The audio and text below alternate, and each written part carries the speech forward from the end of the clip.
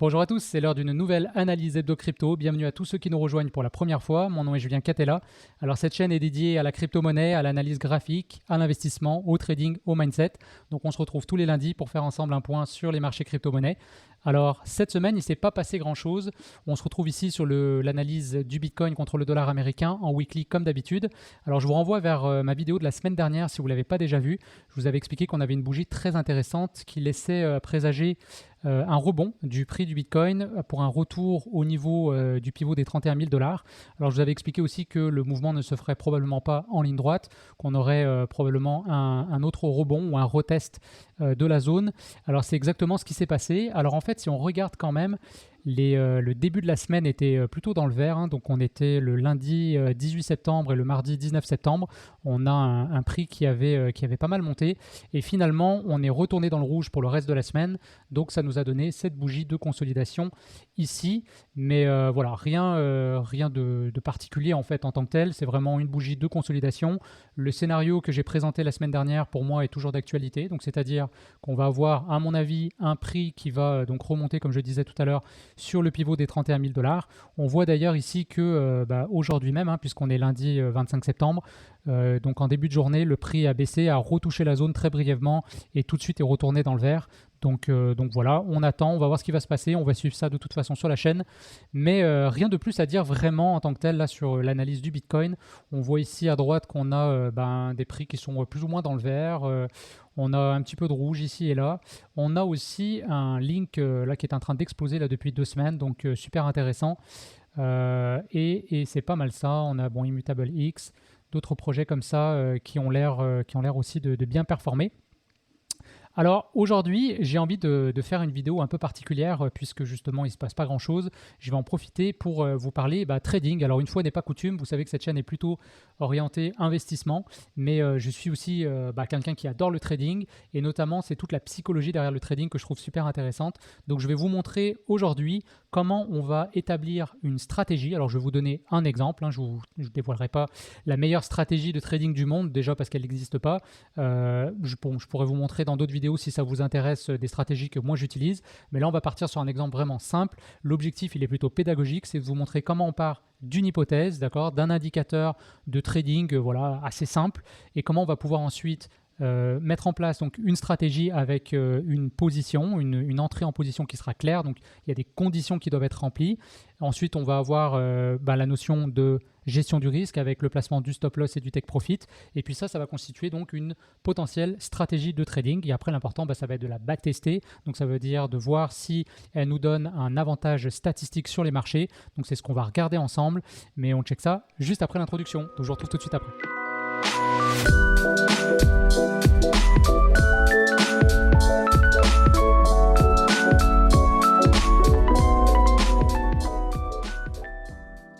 Voilà, alors c'est parti, on va faire un petit peu de tri sur ce graphique. On va enlever l'indicateur Super Trend, on va enlever également le RSI ici et on va conserver seulement le prix en tant que tel de l'actif. Alors on ne va pas regarder le Bitcoin, on va regarder le link, justement j'en parlais tout à l'heure, le link qui est très énervé en ce moment, donc ça peut être super intéressant.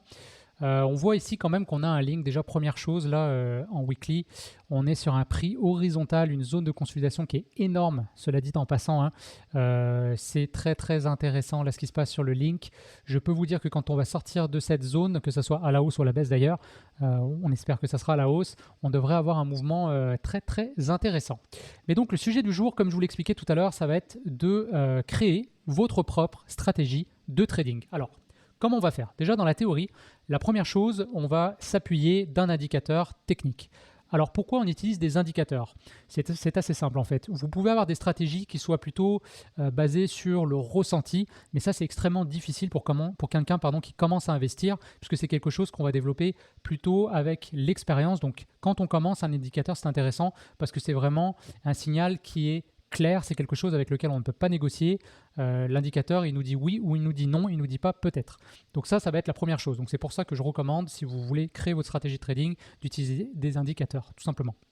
La deuxième chose, ça va être de définir des conditions précises donc d'entrée en position, que ce soit à l'achat ou à la vente. on va voir qu'on va peaufiner un petit peu donc ces conditions-là. On ne va pas prendre une seule condition, on va essayer d'avoir au moins 2 ou 3 conditions qui soient réunies. Et ça va nous permettre de filtrer tout simplement le bruit du marché. Donc ça va être très intéressant. Ensuite, on va définir un stop loss et un take profit. Et puis, une fois qu'on a donc cette ébauche de stratégie qui est créée, on va pouvoir ensuite la tester, donc la back-tester, c'est-à-dire qu'on va la tester sur le passé, voir comment cette stratégie aurait performé, en rappelant qu'une performance passée n'est pas une garantie d'une performance future, hein, c'est super important, vous l'avez déjà vu écrit un peu partout si vous commencez à investir, les brokers le disent tout le temps, les emails, etc. Je vous rappelle aussi d'ailleurs, c'est le bon moment, que cette chaîne n'est pas un conseil en investissement.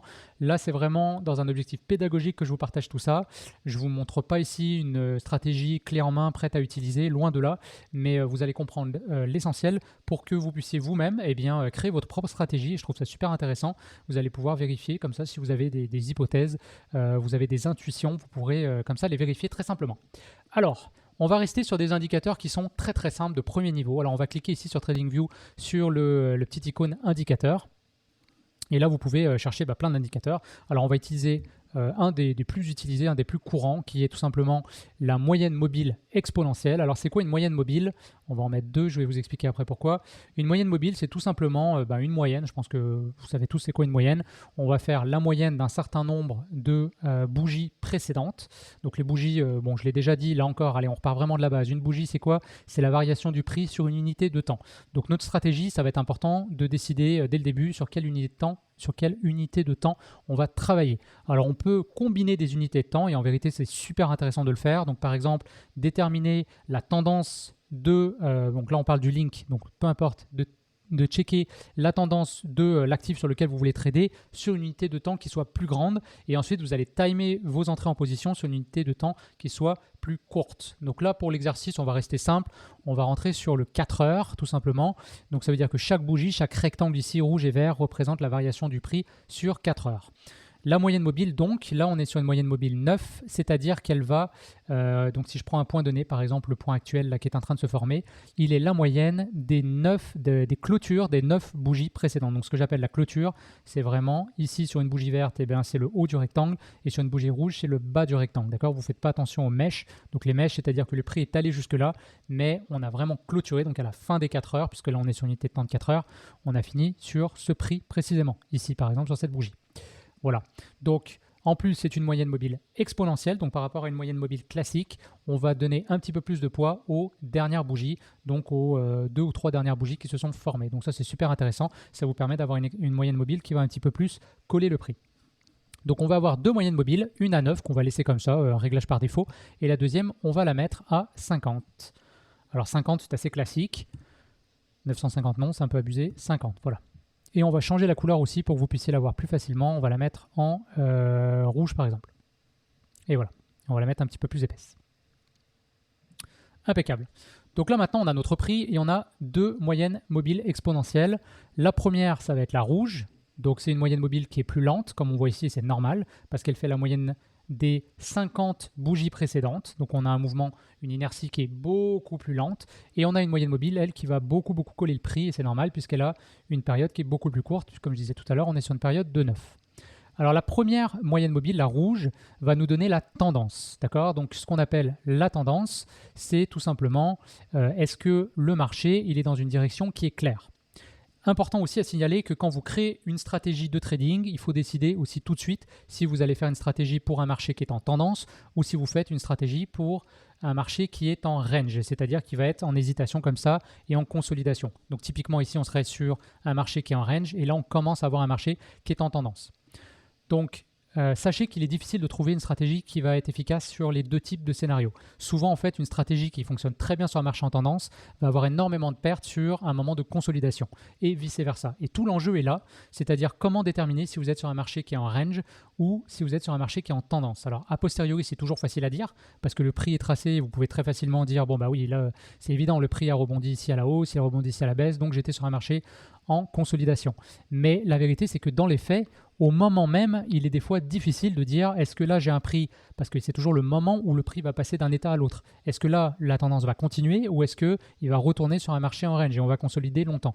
Donc on ne le sait jamais d'avance. Donc c'est pour ça que c'est important d'avoir une combinaison de différents indicateurs. Alors il y a des indicateurs qui vont vous aider à déterminer si votre marché est en tendance ou pas.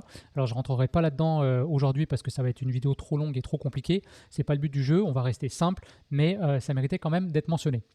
Alors on va avoir quand même un premier filtre, un filtre vraiment classique de premier niveau sur la tendance. Donc si notre prix est au-dessus de notre moyenne mobile rouge, on va être sur une tendance qui est haussière. Si notre prix est sous la moyenne mobile rouge, on est sur une tendance qui est baissière. Et si on a un prix qui comme ça va être autour de la moyenne mobile, au-dessus, en dessous, et il y a beaucoup de crossover comme ça, on va être sur un marché qui est en range. Donc nous, première chose, on veut, donc là on va parler d'une position d'achat, après on va tout simplement inverser la chose et ça nous donnera notre position de vente. Donc c'est intéressant aussi de potentiellement vous dites moi j'attends d'avoir un marché qui est en forte tendance. Par exemple, le signal qu'on attend sur le Bitcoin que je vous ai déjà montré plusieurs fois, une fois qu'il sera passé, s'il passe bien sûr, on sera sur un marché qui sera officiellement, à mon avis, en bull run. Ça veut dire qu'on sera dans une forte tendance haussière. À ce moment-là, vous pourriez faire du trading uniquement sur des positions acheteuses parce que vous ne voulez pas aller contre la tendance primaire. Ça, c'est la règle numéro 1. On dit toujours trend is your friend ou ne jamais aller contre la tendance tout simplement. Donc voilà, ça c'est à considérer. Mais on peut aussi avoir une stratégie qui est dimensionnée autant pour des achats que pour des ventes. Donc là, on va commencer par l'achat parce que c'est le plus intuitif à mon avis, c'est le plus simple. Donc ce qu'on veut, c'est un prix qui soit au-dessus de la moyenne mobile rouge. D'accord ? Ça, c'est la première condition. Deuxième condition, on veut que la moyenne mobile courte, la bleue, soit au-dessus également de la moyenne mobile rouge. Donc ça confirme qu'on est sur une tendance haussière. Donc on a un prix que au-dessus de la moyenne mobile 50, mais en plus, on a la moyenne mobile courte qui est également au-dessus et ça veut dire qu'on est sur un momentum haussier. Troisième condition, on veut que le prix soit au-dessus de la moyenne mobile bleue. Donc on a vraiment un prix qui est fortement en tendance. Donc si on a ces trois conditions qui sont réunies, là on est prêt à ouvrir une position, mais on va attendre notre signal. Alors le signal, il va être très simple, ça va être, on a besoin d'une cassure qui se fasse sous la moyenne mobile bleue, donc on veut que le prix repasse sous la moyenne mobile bleue et qu'il clôture en dessous, comme par exemple ici. Et à ce moment-là, si ça arrive, il faut que le prix reclôture à la hausse au-dessus de la moyenne mobile sans avoir touché la moyenne mobile 50. D'accord ? S'il touche la moyenne mobile 50, et là, encore une fois, c'est une hypothèse, hein, on peut dire, bon, bah là, la tendance, elle n'est pas si claire que ça. Donc, en fait, ce que cette stratégie, elle essaye de détecter dans le marché, c'est ce qu'on appelle un pullback. Ça veut dire qu'on est sur une tendance, mais le marché, il ne va jamais monter en ligne droite, il va toujours y avoir des moments de correction. Donc, on attend un pullback sur une tendance haussière qui soit forte. On veut que le pullback ne soit pas trop profond, parce que sinon, on peut potentiellement être sur un retournement. Et on veut ensuite retrouver notre momentum. Donc, c'est exactement ça que ça veut dire. Là, en ayant le prix au-dessus de la moyenne mobile bleue, la moyenne mobile bleue au-dessus de la moyenne mobile rouge, on est sur une tendance haussière forte. On a le prix qui recasse en dessous de la moyenne mobile bleue, donc on est sur un pullback. Il ne touche pas la moyenne mobile rouge, donc on est sur un pullback qui soit pas trop prononcé. On est vraiment sur une toute petite correction. Et à nouveau, il repasse au-dessus de la moyenne mobile bleue, donc on récupère notre momentum haussier et on se trouve ici. Alors, comment on va faire pour tracer la position ? On va tout simplement prendre une ligne et on va marquer ici dès qu'on a une bougie qui va remplir les conditions qu'on a dit. Alors, pour l'instant, je vais le mettre en violet. Je vais vous expliquer après pourquoi j'utilise des couleurs. Donc ici, on a toutes les conditions qui sont réunies. Donc à ce moment-là, ce que ça veut dire, tout simplement, c'est qu'on aurait ouvert une position d'achat. Alors, vous avez le petit symbole ici, longue position. Et je le trouve bien pratique, cet petit outil-là. Pour matérialiser tout simplement une position que vous allez ouvrir. Alors, on attend toujours la clôture de la bougie, bien sûr. Donc la bougie, elle se ferme ici. Donc on va rentrer à la fin de cette bougie-là ou tout simplement au début de la bougie suivante. Donc ici, on est positionné juste là. Là, on est à 6,78 et quelques sur le prix du link. Ensuite, on va placer notre stop loss. Alors, en trading et en investissement aussi, même si en investissement, c'est un peu différent, si vous êtes sur un horizon de temps qui est différent, on ne va pas trader on va pas investir avec des stop loss de la même façon qu'on va trader avec des stop loss. Par contre, en trading, c'est absolument primordial parce qu'en fait, si vous n'avez pas de stop loss, vous n'avez pas de risque qui est identifié. En fait, le risque, il est super important, c'est que si vous n'avez pas de stop loss et que le marché se retourne, que vous n'êtes pas capable de prendre votre perte, vous pouvez exploser votre compte et complètement vous faire sortir du marché. Mais ce que je veux dire, et c'est même encore plus précis que ça, c'est que en plaçant un stop loss, donc là on va le mettre sous le plus bas des dernières bougies précédentes, donc on va être par exemple juste ici, on va pouvoir déterminer un niveau de risque. Donc la zone qu'on voit ici en rouge, c'est notre risque, c'est-à-dire combien je suis prêt à perdre si cette position justement est perdante. D'accord? Donc ce risque-là, ça va être par exemple 1% de mon capital ou 1,5% ou 2%. D'accord? Il n'y a pas de règle d'or. À part peut-être celle justement de ne pas parier trop, parce que si vous pariez trop, en fait vous pouvez, si vous avez une suite donc de positions qui sont perdantes, eh bien vous allez tout simplement cramer votre capital et vous ne laisserez pas le temps à votre stratégie de libérer, on va dire, son avantage statistique. Parce qu'on est vraiment en fait dans les statistiques quand on fait du trading, c'est-à-dire qu'on veut trouver une stratégie qui nous donne un léger avantage statistique, c'est-à-dire qu'on va gagner un peu plus souvent qu'on va perdre. Et la deuxième chose, c'est qu'on va s'assurer que quand on gagne un peu plus que quand on va perdre. Et de cette façon-là, ce petit avantage-là, si vous êtes rigoureux, si vous appliquez votre stratégie sur du long terme et qu'elle a été validée en amont, et c'est ce qu'on essaie de faire ici, on sait elle a été prouvée qu'elle avait un avantage statistique, eh bien vous avez des chances de faire tout simplement des gains. Donc si vous n'avez pas de risque, eh bien vous ne pouvez pas déterminer non plus de zone de profit. Et en fait, on peut tout simplement rien calculer. Si vous n'avez pas de risque, retenez que vous ne pouvez pas calculer si votre stratégie elle est gagnante ou perdante. C'est impossible de le faire. Donc c'est super important d'avoir un stop loss, donc pour préserver votre capital, mais aussi parce que sans ça, on n'a pas de risque identifié, vu qu'on va exprimer notre profit en nombre de risques. Donc par exemple, on va appeler le risque R. Vous dites que votre profit c'est par exemple 1,5 R. Ça veut dire que quand vous gagnez 1,5 fois ce que vous étiez prêt à perdre. Donc si vous étiez prêt à perdre 1% et que votre ratio gain est de 1,5, vous gagnez 1,5% tout simplement. Voilà, donc j'espère que c'est clair. Je sais que c'est un peu plus complexe que d'habitude peut-être, mais voilà, j'espère que je vous l'explique de façon à ce que vous compreniez l'essentiel. Donc là, on va regarder, on va mettre le stop loss comme je disais ici en dessous du dernier plus bas. On va se mettre à 1,5, là aussi c'est complètement random ce que je vous dis, hein. On part sur quelque chose d'assez classique. Donc là, on s'assure que quand on gagne plus que ce qu'on perd. Et on voit ici que la position aurait été gagnante puisqu'on l'aurait atteint ici, donc je vous rappelle qu'on est en 4 heures, donc là on est rentré ici, donc 1, 2, 3, 4 bougies, on sortait gagnant sur cette position. Donc ici, c'est pas une position, puisqu'on voit qu'on n'avait pas clôturé sous la moyenne mobile. Je rappelle que c'est important de clôturer sous la moyenne mobile bleue et ensuite de revenir au-dessus, donc là ça marche pas. Hop, ici on en a une. Donc on est passé en dessous et boum, on est repassé au-dessus. En plus, on a une très belle bougie ici. Donc on peut avoir une confirmation chartiste. Donc on ouvre, hop, une nouvelle position. Je mets le signal ici. C'est plus visuel. On met la position d'achat, longue position. On se place donc ici, exactement. On met le stop loss en dessous du dernier plus bas qui se trouve ici. Et on va chercher le 1.5 et ça se passe ici. Alors pour l'instant, on ne sait pas si cette position est gagnante, en tout cas elle n'est pas perdante, on est pour l'instant en gain, mais ça pourrait corriger d'un coup, imaginons. Donc on ne peut pas la compter comme gagnante, mais pour l'instant ça s'enligne bien, alors on verra peut-être à la fin de la vidéo, on aura la réponse. Sinon, vous pourrez regarder, donc je vous envoie sur l'analyse du link et vous verrez si cette position avait été gagnante, allez voir dans quelques heures, peut-être même au moment où vous verrez cette vidéo. On devrait avoir la réponse à cette question. Voilà, alors on va remonter un petit peu dans le temps, on va regarder si on a une autre position, on va en avoir par exemple... Alors ici on a touché la moyenne mobile, ça compte pas. Bon, ici par exemple, on a une position. Donc, je répète pour que ça soit bien clair, on a le prix qui est au-dessus de la moyenne mobile bleue, la moyenne mobile bleue qui est au-dessus de la moyenne mobile rouge, le prix qui clôture en dessous et qui reclôture au-dessus. Donc là, c'est une position ici. On va placer notre stop loss, commencez à comprendre. Hop, longue position, on est ici, on met le stop loss juste en dessous, touc, et on va chercher notre ratio de 1.5. Alors, est-ce qu'on est allé chercher? La réponse est oui. On est allé le chercher, touc, ici. Donc là aussi, c'était une position gagnante. Voilà, donc là, vous commencez à comprendre l'idée. On va faire maintenant l'inverse, c'est-à-dire sur une position vendeuse. Alors vous allez voir ici, par exemple, qu'on a une position perdante. Donc on a la moyenne mobile bleue, cette fois qui doit être en dessous de la moyenne mobile 50, le prix qui doit être en dessous de la moyenne mobile bleue.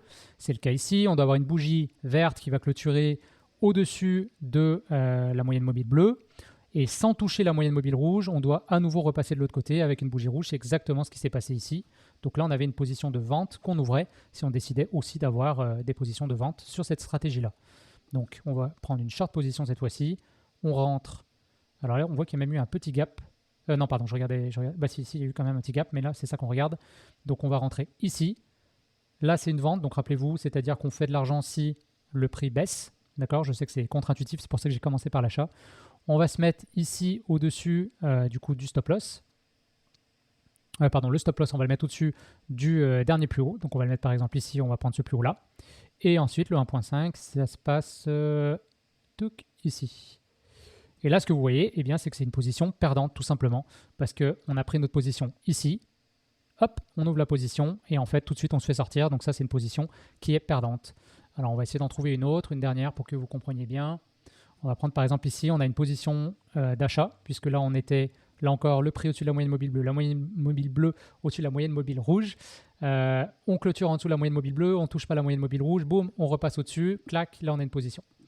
Et on rentre donc en achat. Cette fois-ci, on est ici, clac, et on va se mettre en dessous du dernier plus bas.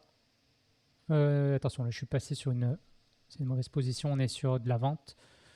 Je vais être sur de l'achat, longue position. Voilà. Donc on est là, tac. On met le stop loss ici, par exemple. Et ensuite, le take profit à 1.5. Pas la peine d'être trop précis. Vous voyez ici que là aussi, c'est une position perdante puisque le prix est allé chercher notre stop loss. Donc voilà. Donc je suis content de vous avoir montré aussi des positions perdantes parce que le but, c'était pas de vous montrer juste des positions gagnantes. Vous avez compris que l'objectif de cet exercice, c'est tout simplement de partir avec une hypothèse et de déterminer si, du coup, est-ce qu'on a trouvé une combinaison d'indicateurs et de conditions qui nous donne un avantage statistique tout simplement pour trader. Et après, moi, ce que je fais, c'est que ces positions-là, donc là, on va la laisser violette parce qu'on n'a pas la réponse pour l'instant, mais si elle est gagnante, eh bien ma ligne, je la passe par exemple en vert, d'accord? Donc c'est un gain. Ici aussi, c'était un gain, donc on va la mettre en vert. Et les deux autres, on va les mettre en rouge puisque c'était des pertes. Voilà. Et voilà. Donc comme ça, vous pouvez déterminer, ensuite vous faites vos calculs statistiques. Donc on a perdu ici 1%, ici on a perdu 1%. Et en fait, si vous regardez rapidement, vous allez me dire, bon, deux positions rouges, deux positions vertes, ça n'a servi à rien, on est à 0. Mais attention, rappelez-vous que quand on gagne un petit peu plus que quand on perd. Donc ça, c'est super intéressant. Ça veut dire que même avec une stratégie qui vous donne une chance de gagner on va dire de 50%, c'est-à-dire qu'une fois sur deux, vous gagnez, eh bien, vous pouvez quand même faire de l'argent si quand vous gagnez un petit peu plus que quand vous perdez. Donc là, on a perdu 1%, on a perdu 1%, ici on a gagné 1,5% et on a gagné 1,5%. Donc on a perdu 2%, on a gagné 3%, donc on a gagné 1%. Sur cette stratégie-là, on a une espérance de gain de 1%. Alors bien sûr, là, vous ne partez pas là-dessus en fou parce que j'ai testé que 4 positions, ce n'est pas significatif. Il est important d'avoir un backtest qui soit assez important, minimum 20 positions, idéalement 100 positions. Alors vous voyez que ça peut être assez long à faire à la main. Alors en même temps, c'est intéressant parce que ça vous permet vraiment de comprendre un petit peu comment le prix réagit. Puis au moment de l'optimisation, je pense que c'est important de passer comme ça à la main sur les bougies. Mais il y a des outils, bien sûr, pour faire des backtests beaucoup plus rapidement et sur des plus grandes périodes. Donc ça, on va pouvoir le faire sur TradingView. Si ça vous intéresse, dites-le moi. Je suis en train justement de mettre en place, donc ça c'est ce qu'on appelle ici là, le stratégie tester. Je suis en train de coder un bot qui va pouvoir prendre des positions de trading. Et la première raison de pourquoi je travaille là-dessus, je l'avais déjà fait par le passé, mais c'était plutôt sur le Forex, sur le DAX, sur des indices classiques.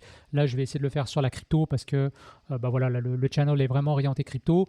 Et l'idée, c'est déjà de pouvoir backtester des stratégies que j'utilisais par le passé qui fonctionnaient bien sur le Forex et sur les indices, voir si les mêmes stratégies pourraient fonctionner sur la crypto. Et si elles fonctionnent, ensuite, ça va être d'affiner, de voir quel mettons, ratio gain-perte je devrais utiliser. Parce que si vous êtes sur un marché qui est plus volatile, potentiellement, vous pouvez vous permettre d'aller chercher même encore plus de gains. Donc ça va être intéressant. Donc, dites-le moi en commentaire si ça vous intéresse. Je vous tiendrai au courant sur ce projet-là.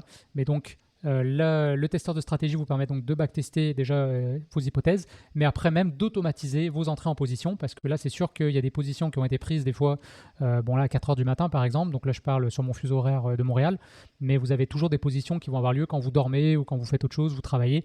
Donc le but c'est aussi d'automatiser le trading pour que vous n'ayez plus à y penser et que vous ayez juste à faire un suivi comme ça de vos positions et même d'avoir potentiellement, comme je disais, vu qu'une stratégie peut très bien performer dans une configuration de marché, elle peut ne pas très bien marcher dans une autre configuration. Donc, c'est d'avoir un portfolio de de stratégies de trading qui sont complémentaires, un peu comme un portefeuille d'investissement qu'on va balancer. Eh bien, on peut faire la même chose sur des stratégies de trading et après, vous avez juste à suivre votre performance tout simplement. Donc voilà, moi je trouve ça super intéressant et voilà, on a des beaux outils ici pour vérifier tout ça. Donc j'espère que vous avez compris ici la théorie. Je vous montre un dernier outil que j'aime bien utiliser. Alors sur la version gratuite, vous pourrez le faire que en journalier. Si vous êtes prêt à payer TradingView, vous aurez sur toutes les unités de temps. Alors journalier, weekly ou mensuel en fait, mais pas plus bas que journalier. C'est un petit outil caché ici qui s'appelle le replay. Alors c'est quoi le replay? C'est tout simplement que vous allez pouvoir rejouer la variation du prix comme ça. Alors vous avez juste à cliquer sur play ici. Et là, à ce moment-là, vous allez voir que les bougies vont se dessiner comme ça en temps réel. Vous pouvez même changer la rapidité donc, du replay. Vous pouvez être plus rapide ou plus lent. On va laisser sur un X là pour l'instant. Donc c'est super intéressant parce que ça vous permet de vivre un petit peu les émotions que vous auriez vécues si vous aviez tradé en temps réel. Ça vous permet aussi de vérifier que vous ne manquez pas de position parce que quand on regarde un prix qui est déjà tracé, des fois on peut être un peu biaisé quand on recherche nos positions et on peut passer à côté de certaines entrées par exemple qui auraient été des pertes et on ne sort pas les bonnes statistiques. Donc voilà, ça c'est un outil que j'aime bien utiliser. Quand vous avez fini, vous avez juste à tout simplement recliquer sur replay et là vous pouvez arrêter, sortir du mode replay. Voilà, donc c'est un dernier outil que je voulais partager avec vous aujourd'hui. Donc voilà. Alors dernière chose, pourquoi je vous ai parlé de trading aujourd'hui? Ça peut quand même vous surprendre parce que c'est pas des choses que je fais d'habitude sur la chaîne. Eh bien, je vais vous teaser un petit peu. C'est tout simplement que j'ai quelque chose qui s'en vient, un projet sur lequel je suis en train de travailler avec mon ami Flo. Donc la dédicace du jour, elle est pour toi Flo. Merci pour tout ce que tu fais. Tu sais que je te le dis souvent, mais je voulais le dire aussi publiquement ici. Franchement, sans Flo, j'aurais même pas de chaîne YouTube. C'est lui qui m'a aidé à tout setuper. Alors voilà, donc on va faire un défi crypto. Ça devrait être lancé au courant du mois de novembre. Je vous tiendrai informé de la suite. Mais le concept est simple. On va chacun ouvrir un portefeuille sur lequel on va mettre 1000$. Et le but du jeu, en fait, c'est de réaliser une performance de 20x. C'est-à-dire que nos 1000$, on doit les amener à 20 000$. Alors je ne sais pas si ce sera possible, j'espère que oui. Et l'objectif, en fait, c'est d'avoir deux approches différentes. Lui va avoir une approche plutôt d'investisseur long terme et moi, je vais avoir une approche de trading où je vais du coup appliquer certaines stratégies. Alors, pas celle-ci directement, mais d'autres stratégies. Puis encore une fois, je pourrais vous les partager sur la chaîne si ça vous intéresse, mais j'ai besoin de voir du commentaire. Là, j'ai besoin de voir des gens qui sont intéressés. Donc voilà, on fera sûrement une chaîne YouTube en fait qui sera dédiée à ça. Là aussi, je vous en reparlerai, je vous partagerai les liens. Voilà, j'espère que la vidéo du jour vous aura plu. N'hésitez pas à me le dire en commentaire. Je vous laisse aussi mettre le petit like qui va bien juste en dessous. Je vous souhaite une excellente semaine et on se voit lundi prochain. Salut tout le monde.